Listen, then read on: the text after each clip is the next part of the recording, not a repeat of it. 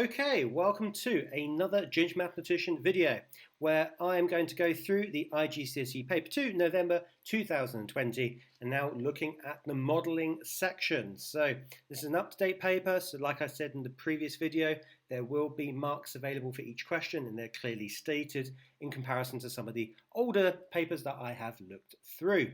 So let's get started. We've got a hot air balloon flight here, and the task is all about the flight of this hot air balloon, and it's split into four parts. And essentially this whole question is split into four paths. So we're going to look at the liftoff at the beginning, then we're going to look at the flight itself, and then we're going to look at the descension going downwards quickly and then downwards slowly. So keep that in mind as we go through. So we're going to start with this part here, so the journeys at sunrise. For part one, we're given a model, a sinusoidal model for the height of the balloon above the ground in h meters and t minutes. Now it's worth actually underlining here that we've got this in meters here and this in minutes, because there's going to be a bit of conversion between minutes and seconds and hours, so keep that in mind. And we're given our particular function we're going to use for the domain between 0 and 9, and very typical on this kind of question, we need to sketch a graph. You are going to need your graphical display calculator. I'm going to use my TI Inspire, but if you have a Casio or a TI-84, it will also work in a similar way. So we've got 2 marks here. Let's make sure we get those 2 marks. I'm going to put this function now into my GDC, so I have my graph part here ready.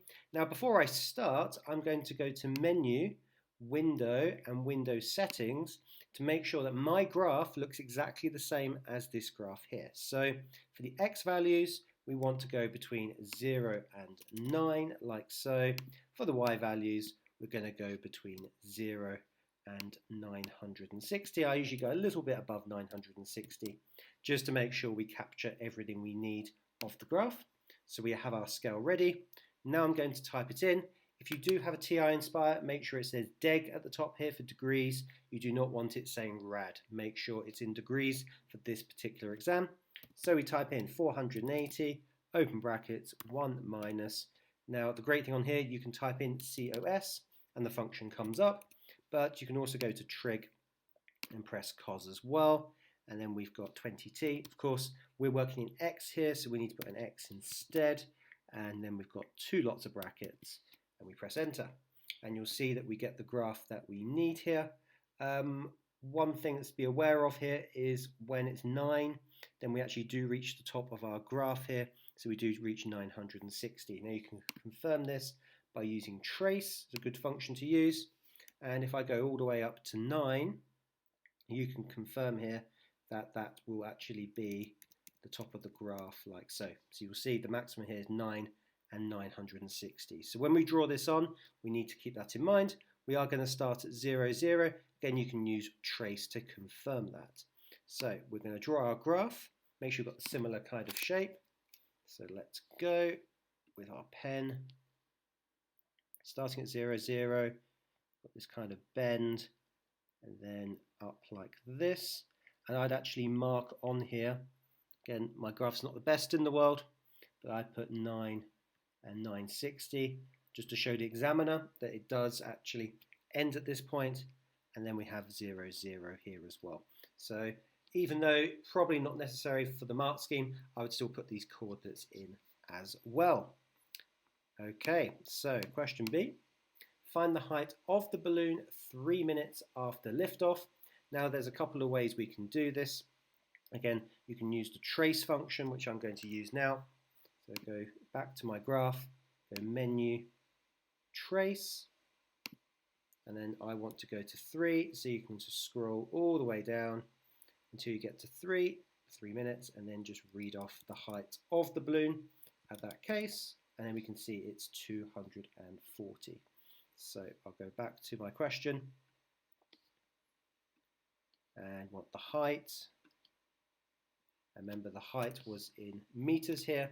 So we put down 240 meters. You don't want to lose any communication marks by not putting units. And now find the increase in height between 3 minutes and 6 minutes after liftoff. So we've already found 3 minutes, that's 240. We can do the same process to find 6 minutes. So go to keep, and I can keep using my trace button. This is quicker than going to the calculating mode. And you can see that's 720. So to work out the increase in height, we take our answer of 720. This is for 6 minutes. And then just minus the 240 from before. That's our 3 minutes. Again, if you really want to, you could use a calculator to pop this into, but you'll get the answer of 480 meters.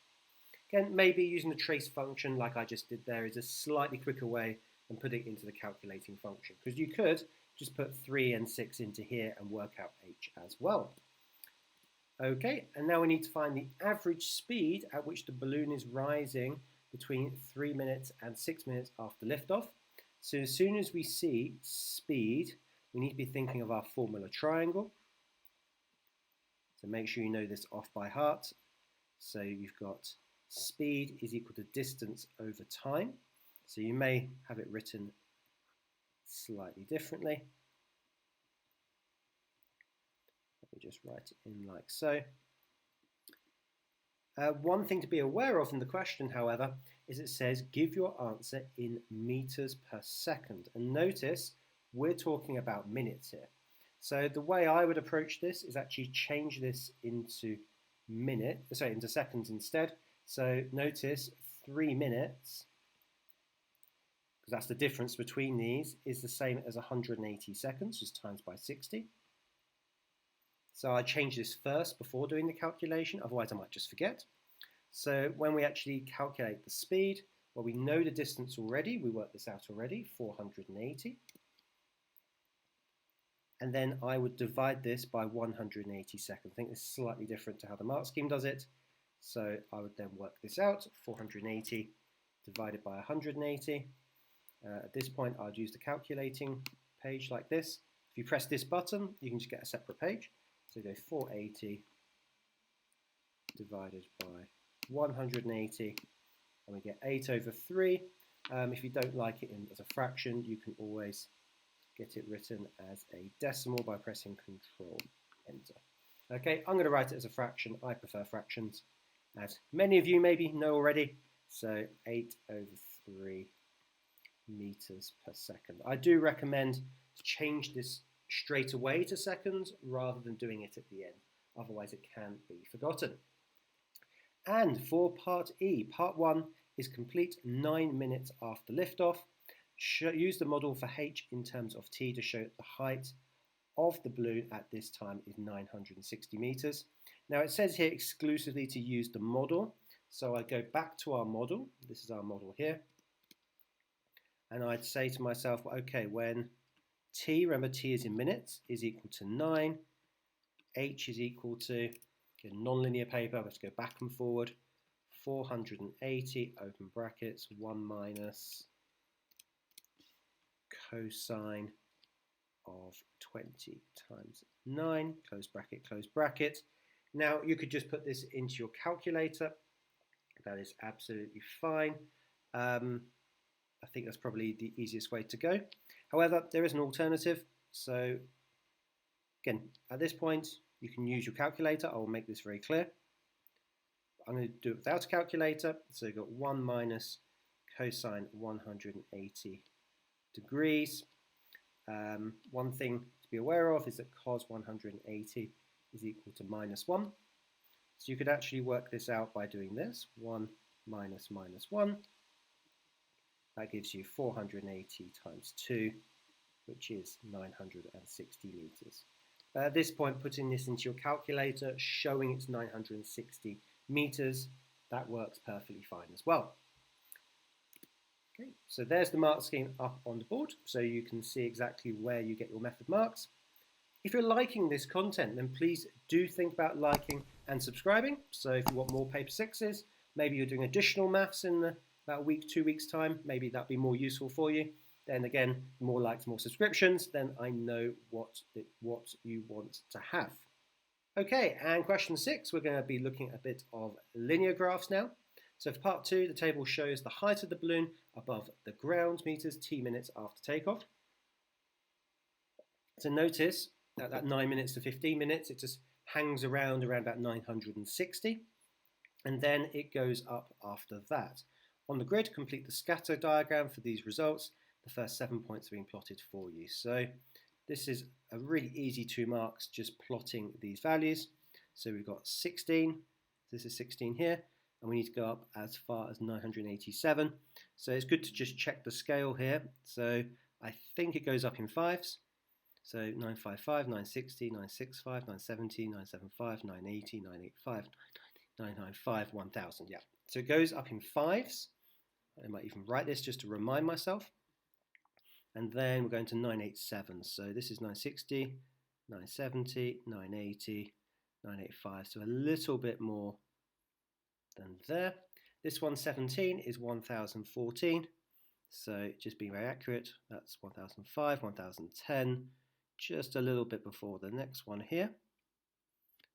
Okay, it doesn't say it's linear, but it's going to be linear. So 18 is 1041. So that's going to be roughly here, just there.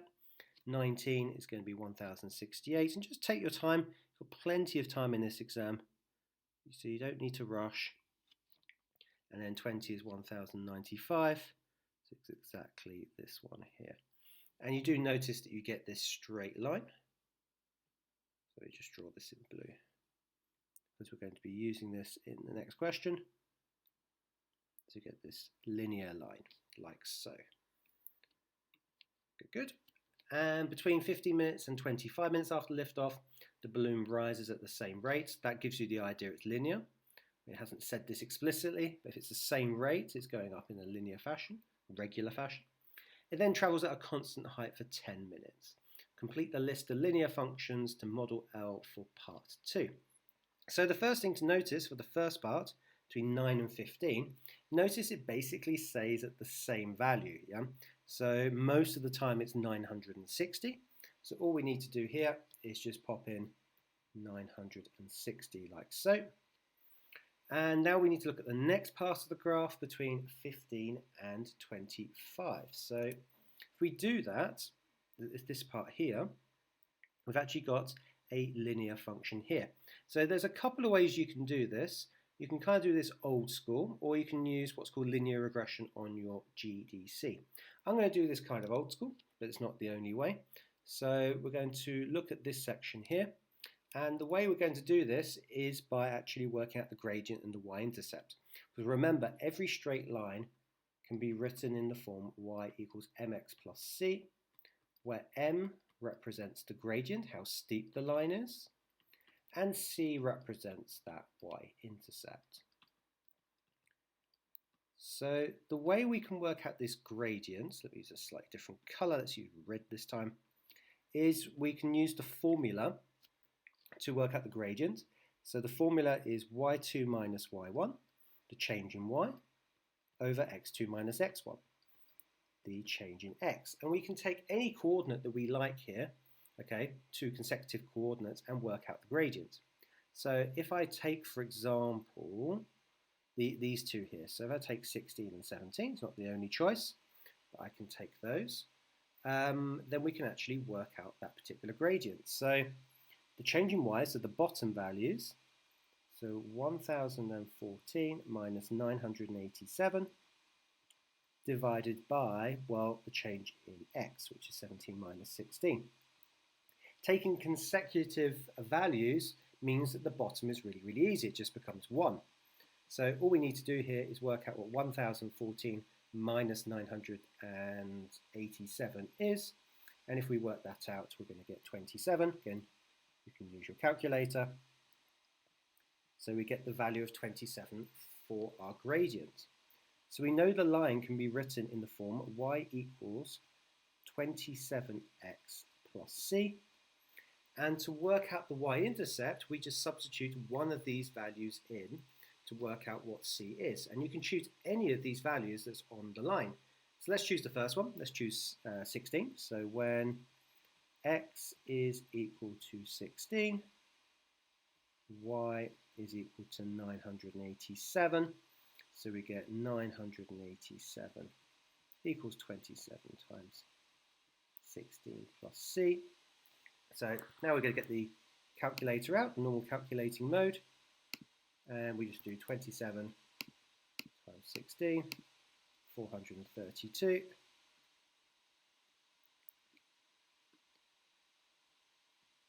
Equals 432 plus C. Therefore, C needs to be 987, minusing 432 from both sides. Again, you can do this mentally, calculator, many choices, 987, 432, enter, and we get 555.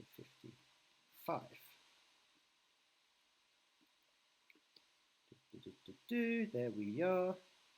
So the equation of this straight line is y equals 27x plus 555, which we're going to write here. Notice though we don't have y and x, but we have L and t, so we need to write this in the right notation. Our y is essentially going to be our L, so our meters, how high it is, and x is going to be the time in t in minutes. So instead of using y and x, we're going to use L and t. So L is equal to 27t plus 555.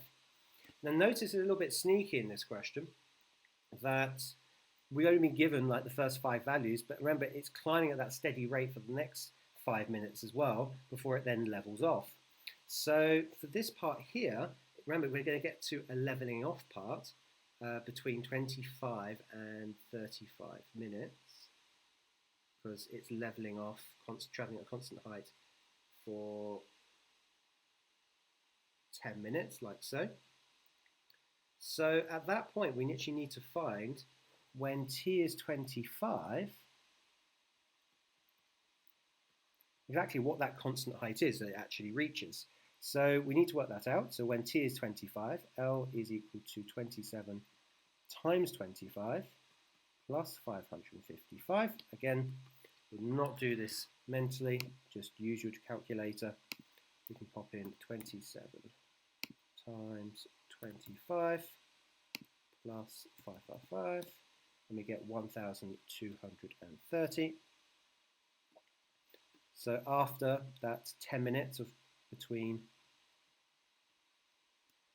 15 minutes and 25 minutes, it's then going to get to 1,230 meters, and it's going to stay at that constant height for 10 meters. Okay, so here's the mark scheme here. So you can see the points are correctly placed here. 960 for 1 mark. You get 2 marks for the correct linear function.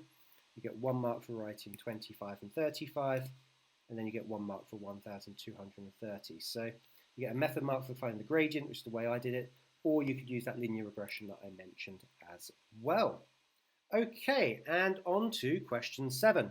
So for part 3, so we're just going through chronologically here, the balloon descends at a constant speed of 2.5 meters per second until it is 180 meters above the ground. And we need to find how many minutes it takes the balloon to travel from liftoff to the end of part 3 for the journey. So let's underline some of the key information here. So we've got 180 meters and we've got 2.5 meters per second. The first thing I would do here is we're looking for minutes. So we don't want this speed to be in seconds. We want this speed to be meters per minute instead. And so we need to think, how do we convert from meters per second to meters per minute? Well, there are 60 seconds in a minute, so we need to times by 60. So if we do 2.5 times 60, again, you can use a calculator, that's what it's there for. 2.5 times 60, we get 150. So be aware here that if it travels at 2.5 meters per second, it's going to travel at 150 meters per minute. So we've got the units in the correct form. Okay, so then we want to find how many minutes it takes for the balloon to travel.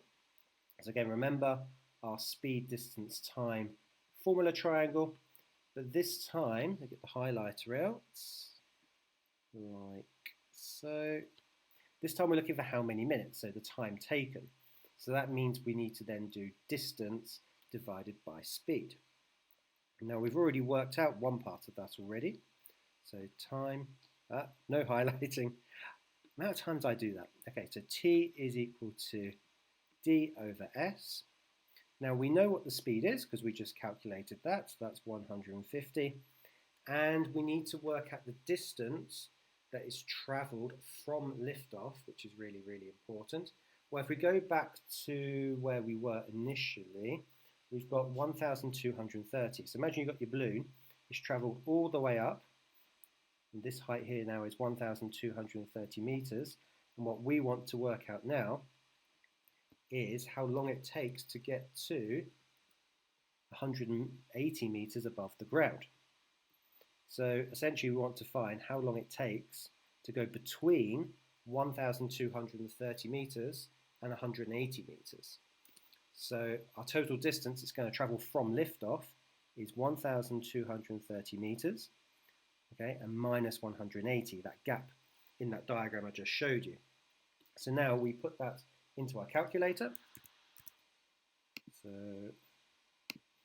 control 1,230 minus 180, total distance divided by total time, all converted into the right units. We've then got 7.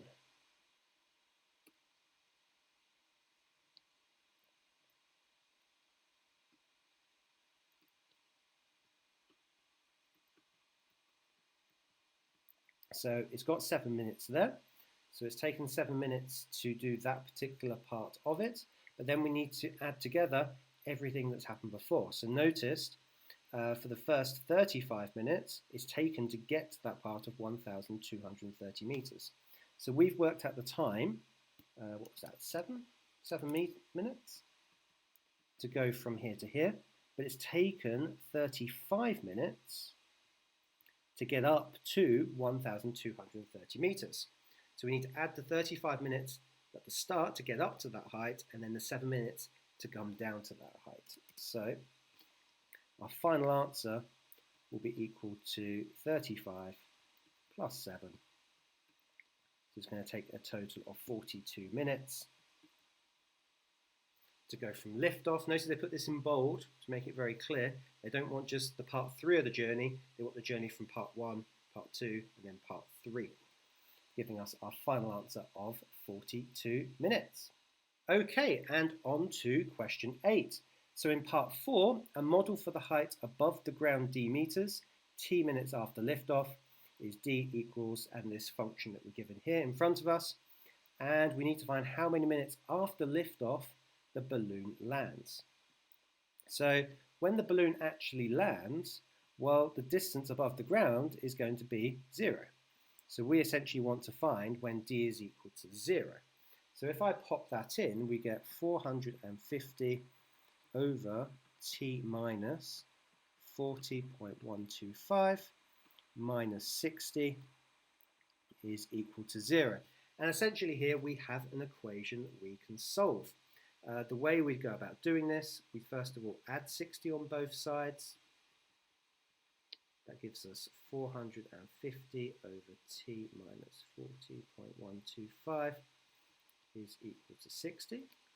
This cancels with this. Then there's a couple of ways you can do this. I would then multiply by the bottom part. So I'm going to multiply by that bracket on both sides of the equation. That gives me, if this cancels here, 450 equals 60, open brackets, t minus 40.125. Now to make the algebra as short as possible, what I do here is actually divide by 60 on both sides. Okay, let's pop this up here. So divide by 60 on both sides, we get 450 over 60.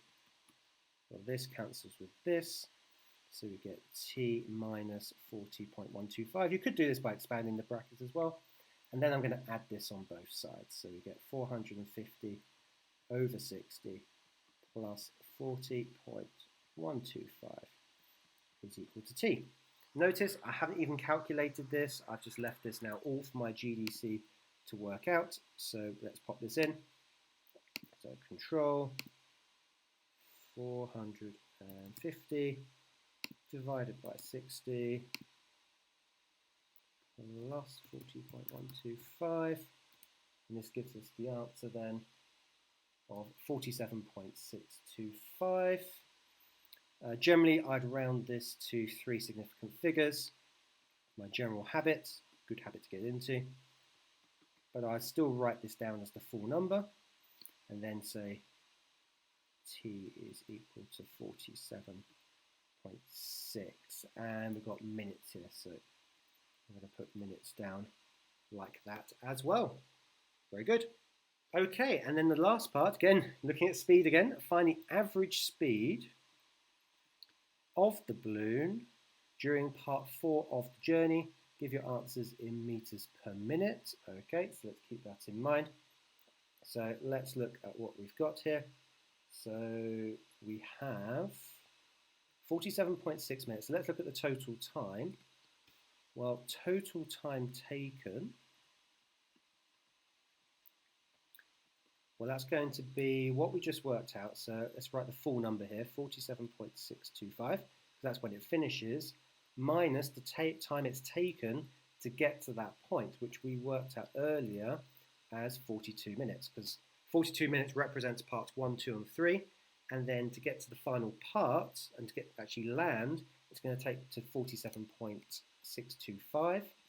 So the difference between them gives you the total time in part 4 to land. Let me write that in. So that gives us 5.625. And that's in minutes, so units are fine. And then we've got to work out the total distance travelled. Went crazy, went absolute crazy. There we are. Total distance to travel in part 4. Well, that's just going to be 180 meters because, yeah, part 3 it descends until it's 180 meters above the ground, and then part 4 starts. So that's going to be 180 meters. And so using our formula triangle,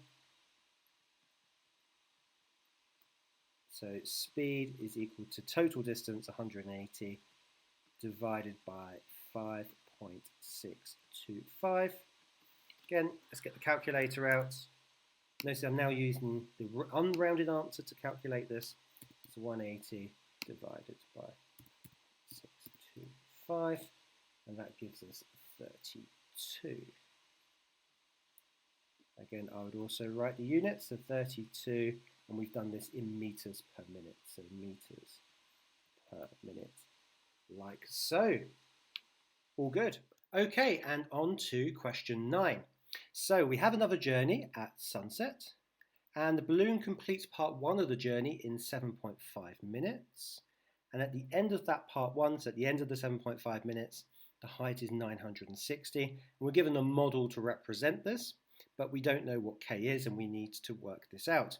So if we think about the endpoint of this model, when t is equal to 7.5, then the height needs to equal 960. So I'm going to put those values into my model. 960 equals 480. 1 minus cos, well, now I know what t is, which is 7.5. So I'm going to put 7.5k like so. And you probably think, I haven't been shown how to solve this kind of equation actually in class. What do I do? Well, I think the easiest way to actually solve this is to solve this graphically. And this is a technique you need to be used to for the other papers as well. So I'm going to type in the right-hand side of my function, check this is in degrees, so 480, 1 minus cosine 7.5x, and I'll get a weird function that looks like this. And then I'm going to type in tab, so I'm going to press the tab button and type 960. Now you won't see anything at the moment on this graph, but remember this line is at 960 at the top here. So we need to change our scale. So I'm going to go to Window, Zoom, Window Settings. I'm going to make sure it goes up to at least 960, or a little bit more than that, so I can see what's going on. And let's make the X scale say 0 to 100, so I can really see what's going on. And you'll notice it actually crosses the graph twice, but we need to take the first value because we're looking at the first time it actually crosses. And you can drag. This is the great thing about the GDC. You can drag using the mouse pad. And we just need to find this intersection point. So go to Menu, Analyze Graph, Intersection, click before, click after, and we read off our value of 24. So if you ever get stuck in the exam of solving these kind of equations, then just put one side of the function in, put the other side of the function in, and then find that intersection point. 9b in part 2, the first 6 minutes of the journey are at a constant height of 960 meters, similar to how we did the previous one. Then the balloon rises 2 times as fast as in question 6b part 2. Thinking, what part was that? Well, we'll go back to it. Change the model in 6b part 2 so it models this part of the journey. So let's go back to 6b part 2, which was here. So essentially we need to take this model that we did here, so 27t plus 555. So let me write that in. Plus 555. It should be officially L actually, not Y, because we're working with L as the height. Like so. And we need to go twice as fast. So our linear part is going to be 2 times the gradient of what was before. So we get L equals 54t, because that's 2 times 27. But the intercept, of course, is going to change because you've moved the graph. So we need to work out where the y-intercept is. So we need a coordinate that actually lies on this particular line. Well, we actually do have that. If I model part 1 and part 2 together, we've got this cosine function to start with. It's flat, and then it goes up by a linear method, yeah, a straight line. We know this model finishes at 7.5. That's 7.5, 960. And then for 6 minutes, it's at this particular height. So we actually know a point on this straight line is 7.5 plus 6, which is 13.5. And we know it's still at 960. So we do know a coordinate on this straight line part of the graph. So we can just substitute that in. So when the height, L, is equal to 960, then T is equal to 13.5. So then 960 is equal to 54 times 13.5 plus C. Therefore, C is equal to 960 minus 54 times 13.5. We can, of course, substitute that in. So let's pop it into our GDC. Start a new calculating page. 960 minus, open brackets, 54 times 13.5. And then we get 231 for our C. Right down here, C is 231. So our line is going to have the function of L equals 54t, are twice the speed, twice the gradient, plus 231. Like so. So you can see where you get the marks from. I didn't solve it in the same way that they did here. You could solve this just by algebraically, by making cos the subject, finding inverse cos and working that way, or knowing how the period works on a cosine function. But I think using the GDC and the graph function is the easier way to go. Right, hope you enjoyed that video. Again, please like and subscribe. It goes a long way to supporting the channel, and I'll see you on the next one. All right, bye-bye for now.